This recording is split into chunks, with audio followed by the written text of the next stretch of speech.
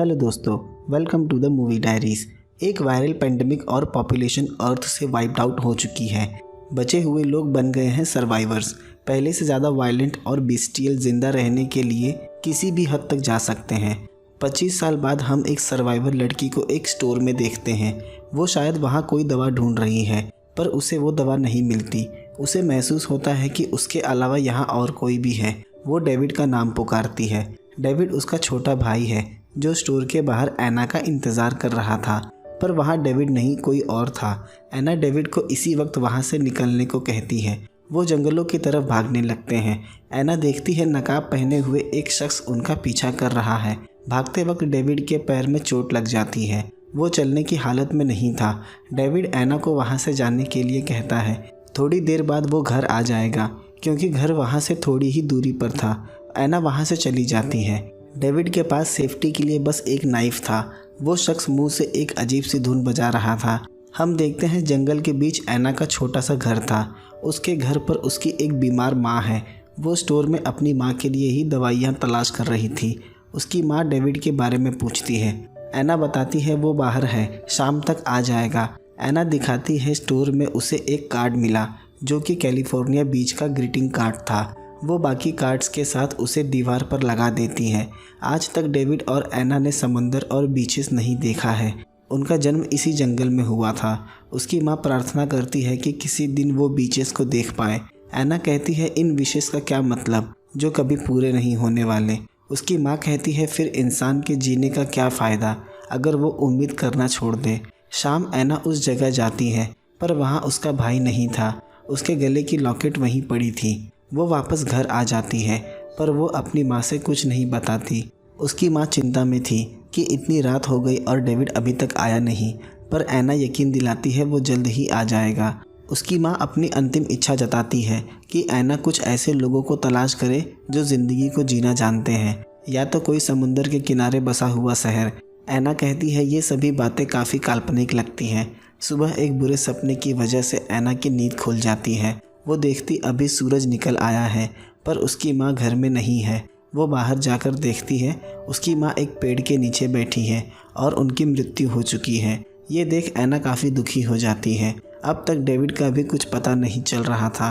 अब वो बिल्कुल अकेली हो गई थी। वो अपनी माँ को वहीं अपने पिता के बगल में दफन कर देती है। एना लोहे को गर्म करके उससे हथियार बना लेती है, जैसे कुल्हाड़ी और तलवार। ये काम उसने अपने पिता से सीखा था। अब वो उस जंगल में बिल्कुल अकेली थी। एक दिन वो नदी से मछलियाँ पकड़ रही थी, तभी उसे सामने उसे एक अनजान शख्स गन लिए हुए दिखाई देता है। उसे देख वो घबरा जाती है और अपने घर की तरफ भागने लगती है। वो देखती है वो शख्स उसका पीछा करते उसके घर तक आ गया है। वो शख्स अपना नाम पीटर बताता है। वो बताता है उसे खाने की तलाश है। पीटर एना के स्किल से काफ़ी इम्प्रेस होता है कि वो काफ़ी बहादुर है, पर एना उसे नहीं बताती कि वो यहाँ अकेली रहती है। उसे डर था कि उसे अकेला जानकर वो कुछ भी कर सकता है। वहाँ पीटर बताता है कि वो एक कम्युनिटी से बिलोंग करता है जो कि काफ़ी वफ़ादार और अच्छे लोगों की रिलीजियस कम्यून है। वो जगह यहाँ से कुछ दूरी पर है। वहाँ इंसान की सुविधा की हर चीज़ मौजूद है और वहाँ इंसान एक खुशहाल जीवन की शुरुआत कर सकता है। एना बताती है कि उसकी माँ अक्सर ऐसी कहानियाँ सुनाया करती थी। यहाँ पीटर को पता चल जाता है कि एना की माँ इस दुनिया में नहीं है और एना थोड़ा घबरा जाती है, पर पीटर को पता था एना ने अपनी सेफ्टी के लिए झूठ बोला था। पीटर कहता है रात काफ़ी हो गई है और सुबह हमें सफ़र पर भी निकलना है।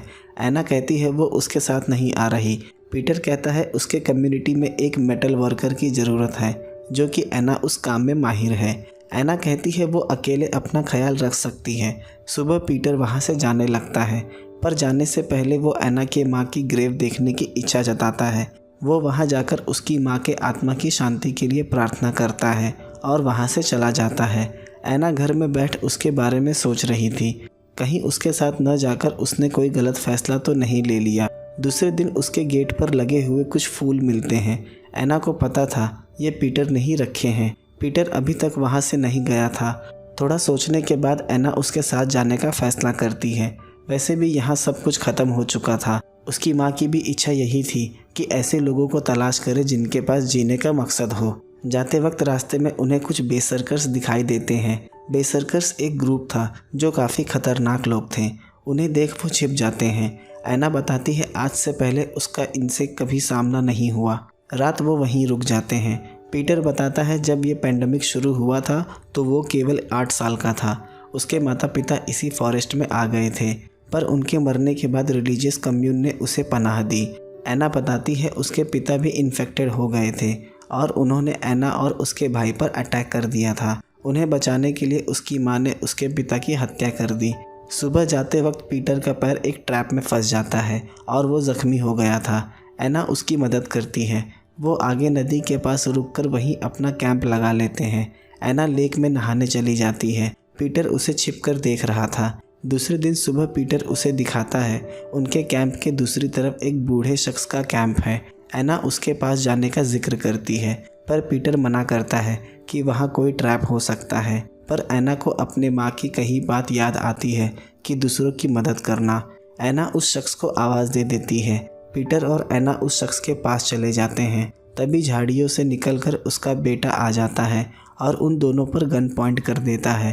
पीटर का शक सही था, वहाँ उनके लिए ट्रैप लगाया गया था। वो बूढ़ा शख्स बताता है मैं तुम्हारे कम्यून को जानता हूँ और मैं काफ़ी वक्त पहले उस कम्यून के लीडर जूडिथ और जैक के साथ रह चुका हूँ, पर वो कम्यून काफ़ी घटिया था, इसलिए मैंने उसे छोड़ दिया। वो दोनों कहते हैं कि पीटर ऐना को वहीं छोड़कर चला जाए, पर पीटर जाने से मना करता है। पर थोड़ी होशियारी से पीटर उन दोनों को मार देता है, वरना वो ऐना के साथ कुछ भी कर सकते थे। पीटर ऐना के ऊपर गुस्सा हो जाता है कि उसने उनके साथ रुकने के लिए हामी क्यों भर दी। ऐना बताती है उसने वही किया जो उसे सही लगा। पीटर गुस्से में उस पर चिल्लाता है कि कम्युनिटी को ज्वाइन करने का फ़ैसला मेरा है, न कि तुम्हारा। ऐना ने पीटर का ये रूप पहली बार देखा था। वो थोड़ा डर जाती है। रात वो वहीं रुक जाती है। ऐना काफ़ी सोच में थी, न जाने आने वाला कल उसके लिए क्या ले आएगा। सुबह वो दोनों आगे सफ़र पर निकल जाते हैं। रास्ते में ऐना को कुछ लोग दिखाई देते हैं। वो उन पे गन पॉइंट कर देती है, पर पीटर उसकी गन नीचे करता है क्योंकि ये उसकी कम्युनिटी के लोग थे। एक महिला पीटर को गले लगाती है। उसका नाम जूडिथ था। वो इस कम्युनिटी की लीडर थी। पीटर सभी को ऐना से मिलवाता है। जूडिथ काफ़ी घबराई हुई थी। वो कहती है जैक उससे मिलना चाहता है। जैक जूडिथ का पार्टनर था और उस कम्युनिटी का लीडर भी। जो उस कम्युनिटी को गार्ड करता है उसका नाम बेन है। भीतर जाने से पहले वो ऐना को अपने हथियार सौंपने के लिए कहता है। थोड़ा सोचने के बाद वो अपने हथियार दे देती है। भीतर हम जैक को देखते हैं। पीटर बताता है ऐना एक रिलीजियस लड़की है, बिल्कुल हमारी तरह, और इसने महामारी को भी सरवाइव किया है। जैक बताता है उन्होंने एक बेसर्कर्स को पकड़ा है जिसने रात कम्युनिटी में घुसने की कोशिश की। वो पीटर को ले जाकर दिखाता है। ऐना भी वहीं थी। वो शख्स मुंह से एक धुन बजा रहा था। ऐना को ये धुन जानी पहचानी लगती है। ये वही शख्स था जो उस दिन उसका और उसके भाई का पीछा कर रहा था, पर वो किसी से नहीं बताती कि ये वही शख्स है। बेसर्कर्स भगवान और रिलीजियस में यकीन नहीं रखते थे। जैक कहता है इसे दूसरे दिन सज़ा सुनाई जाएगी। उसने किसी से बात भी नहीं की थी, बस वो मुंह से एक ही धुन बजाता था। पीटर ऐना को अपना कमरा दिखाता है। वहाँ काफ़ी सारी बुक्स थी। ऐना ये देख काफ़ी खुश होती है क्योंकि उसे किताबों का काफ़ी शौक़ है। हम बाहर बेन और पीटर को साथ देखते हैं। पीटर बताता है कल उस शख्स को सज़ा सुनाई जाएगी, पर बेन चाहता था कि उसे छोड़ दिया जाए क्योंकि अगर बेसर्कर्स को उनके आदमी की खबर मिल गई तो वो इस कम्युनिटी पर हमला कर देंगे और उनके पास इतने आदमी और हथियार नहीं है कि बेसर्कर्स को रोक सके। पीटर कहता है उसे ये सब फिक्र छोड़ के बस कम्युनिटी को प्रोटेक्ट करने के बारे में सोचना चाहिए। हम देखते हैं जैक, जूडिथ और उनके साथ बेन और पीटर बैठे हैं। वो वोट करते हैं कि उस कैदी को क्या सज़ा देनी चाहिए। बेन को छोड़ सबने उसके लिए मौत मांगी। सिर्फ एक बेन ही वही था जो चाहता था कि उस कैदी को छोड़ दिया जाए। वो सबके फैसले से खुश नहीं था। जूडिथ रात कमरे में आती है। वो ऐना से उस दिन जंगल में हुई घटना के बारे में पूछती है जहाँ पीटर ने उन दोनों शख्स को मार दिया था। ऐना बताती है कि उसने कहा था कि वो तुम्हें और जैक को जानता है। जूडिथ कहती है और तुमने उसकी बात पर यकीन भी कर लिया। ऐना वहाँ से जाने लगती है। जूडिथ उसे रोकती है और बताती है ये मेरा विलेज है और पीटर पर सबसे पहले हक मेरा है। ऐना को जूडिथ का ये बर्ताव थोड़ा अजीब लगता है। रात सब बैठे होते हैं। जैक कहता है ऐना का एक बार फिर से शुद्धिकरण करना होगा। पर ऐना कहती है मैं बैप्टाइज्ड हूँ।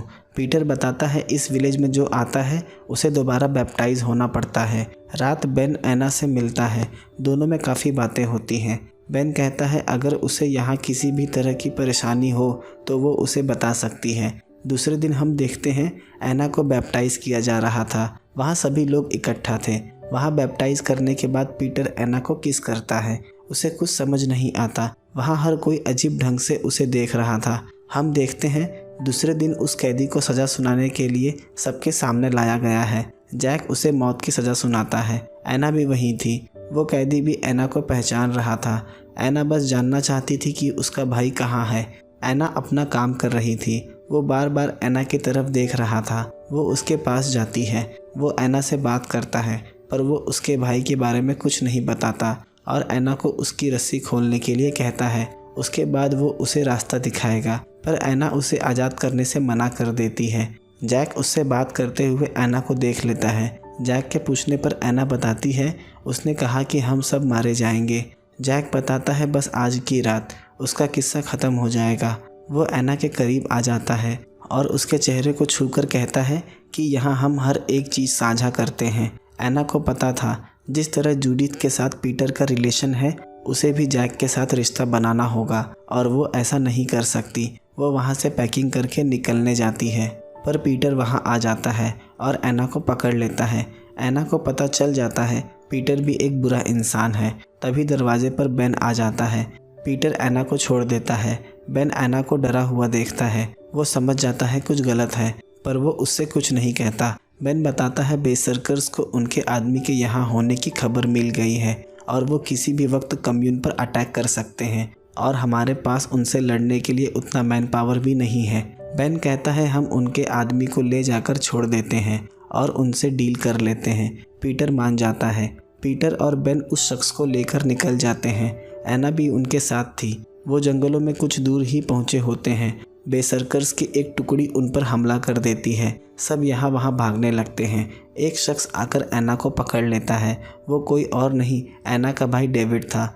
वो मरा नहीं था, उसने बेसर्कर्स को ज्वाइन कर लिया था। वो देखता है यहाँ काफ़ी खतरा है इसलिए ऐना के सर पर हमला कर उसे बेहोश कर देता है। रात जब ऐना को होश आता है तो वो खुद को जंगल में पाती है। वो देखती है बेसर्कर्स ने बेन को पकड़ लिया है और उसे मारने जा रहे हैं। ऐना उसे बचाने जाती है पर बेन उसे इशारा कर रुकने के लिए कहता है और वो बेन को मार देते हैं। ये देख ऐना इमोशनल हो जाती है। वो कैदी ऐना के भाई डेविड को काफ़ी मारता है क्योंकि उसे पता था उसने ही ऐना की यहाँ से भागने में मदद की है। ऐना आकर उस पर गन पॉइंट कर देती है पर डेविड ऐना से गन छीनकर ऐना पर ही पॉइंट कर देता है और वो बहाने से उस शख्स को शूट कर देता है और उसकी मौत हो जाती है। डेविड ऐना को वहाँ से जाने के लिए कहता है क्योंकि वो उसके साथ नहीं आ सकता, वो सब संभाल लेगा। ऐना वहाँ से चली जाती है। जंगलों में पीटर ऐना से मिलता है। वो दूर से देखते हैं उनकी कम्युनिटी जल रही है और अपनी कम्युनिटी को लेकर उसका भरम भी टूट गया था। वो ऐना के साथ ज़बरदस्ती करने लगता है। गलती से गन पीटर पर चल जाती है और पीटर वहीं मर जाता है। ऐना जब कम्यून वापस जाती है वहाँ सब कुछ जल रहा था और सभी लोग मारे जा चुके थे। जैक को एक क्रॉस पर टांग दिया था। जूडिथ जिंदा थी, जैक मर चुका था। दोनों उसे क्रॉस पर से उतारते हैं। जूडिथ को भी अपनी गलतियों का एहसास होता है कि कहीं न कहीं वो गलत थे। ऐना वहाँ से जाने लगती है। जूडिथ उसे रोकती है। ऐना कहती है उसने कभी समुंदर नहीं देखा है, वो अपनी शुरुआत वहीं से करेगी। जूडिथ कहती है अच्छे लोग अब कहीं नहीं हैं। ऐना कहती है हमें सपने देखते रहना चाहिए, सपने उम्मीद पैदा करते हैं और फिल्म इसी दृश्य के साथ ख़त्म हो जाती है। दोस्तों अगर कहानी पसंद आई हो तो वीडियो को लाइक, शेयर और चैनल को सब्सक्राइब ज़रूर कर दें। मिलते हैं अगले वीडियो में एक नए एक्सप्लेनेशन के साथ।